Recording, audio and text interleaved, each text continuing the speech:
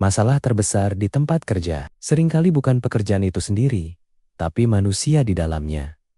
Atasan yang tidak adil, rekan kerja yang manipulatif, lingkungan yang penuh tekanan dan permainan, dan yang paling berbahaya bukan apa yang mereka lakukan padamu, tapi apa yang perlahan mereka ubah dalam dirimu. Kita sering berpikir konflik itu terjadi di luar, padahal konflik yang sebenarnya terjadi di dalam. Setiap kali kamu diperlakukan tidak adil, ada dua pilihan yang muncul: menjadi reaktif atau tetap rasional. Masalahnya, reaksi terasa lebih cepat, lebih alami, lebih manusia. Tapi disitulah kamu mulai kehilangan kendali. Stoikisme tidak meminta kamu untuk tidak merasakan apapun, tapi ia menuntut satu hal. Jangan biarkan emosi pertama menjadi keputusan terakhirmu. Kamu ingin diperlakukan dengan adil. Semua orang ingin itu, tapi stoikisme memulai dari premis yang tidak nyaman. Dunia tidak berutang keadilan padamu. Atasanmu tidak wajib memahami kamu. Rekan kerjamu tidak wajib menghargaimu. Dan semakin kamu menuntut itu, semakin kamu akan kecewa. Bukan karena kamu salah berharap, tapi karena kamu berharap pada sesuatu yang tidak pasti. Keadilan di dunia nyata tidak selalu ada. Tapi keadilan dalam tindakanmu selalu bisa kamu pilih. Lingkungan toksik jarang terlihat jelas. Ia bekerja secara halus. Sindiran kecil, tekanan terselubung, perbandingan diam-diam, dan tanpa sadar, kamu mulai berubah. Kamu jadi lebih defensif, lebih curiga, lebih cepat tersinggung, dan di titik itu, mereka tidak perlu lagi merusakmu. Kamu melakukannya sendiri. Stoikisme menyadarkan ini.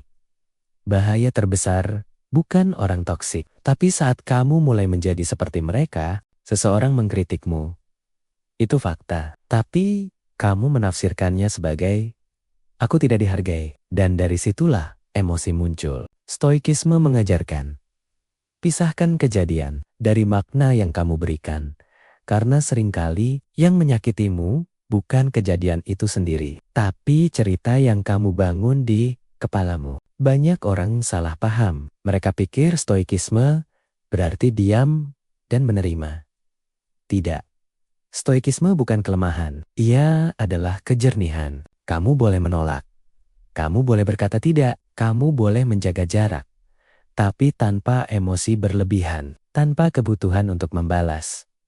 Karena tujuanmu bukan menang, tapi tetap utuh. Yang membuatmu lelah bukan hanya interaksi itu, tapi pengulangan di pikiranmu. Kamu pulang, tapi masih memikirkan mereka. Mengulang percakapan. Membayangkan skenario lain.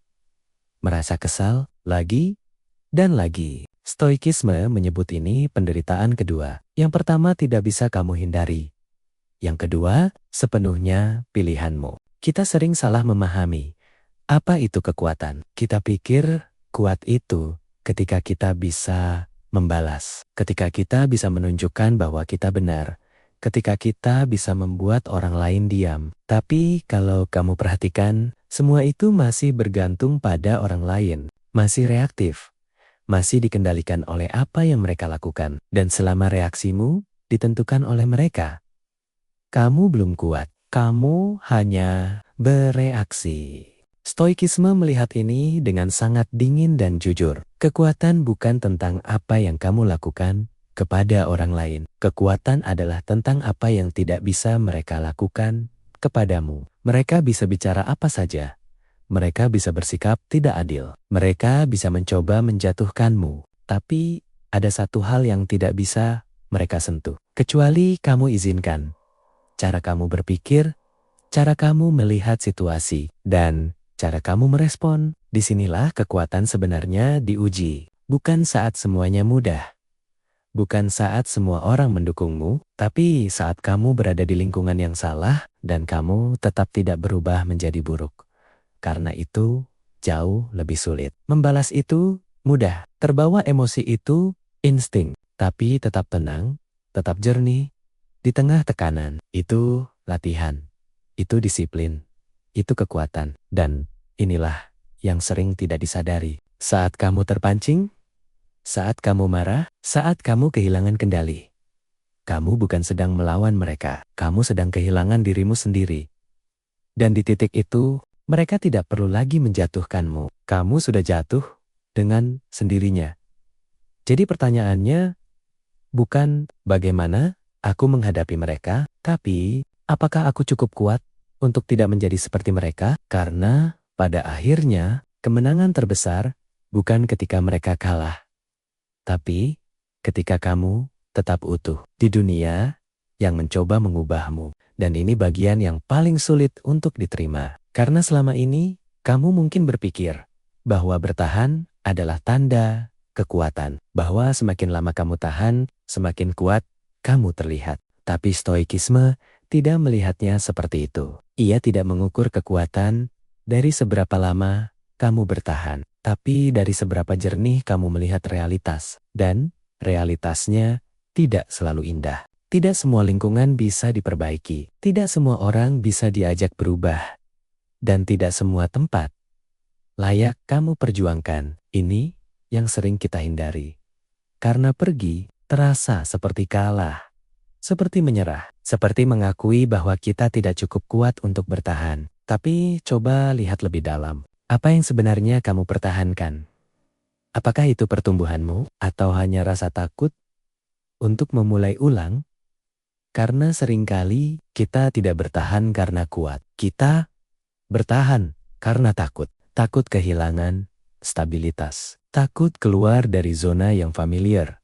Takut menghadapi ketidakpastian.